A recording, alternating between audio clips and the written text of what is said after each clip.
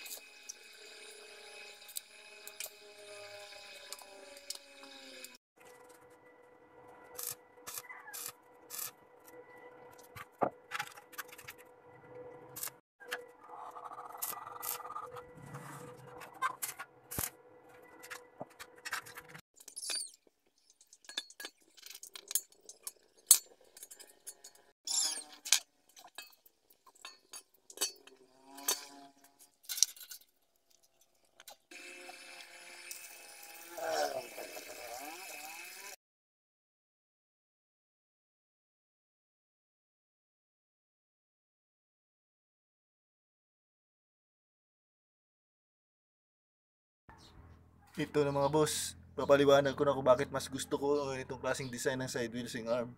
Kasi ang ganitong klaseng design ng side wheels arm, ang pagkasalo niya ng load galing sa cargo box, pantay na equal na equal or pantay na pantay. Kaya masasabi kong matibay, hindi tatagilid ang gulong kasi nga salong-salo niya, pantay pagkasalo niya sa load mula sa cargo box.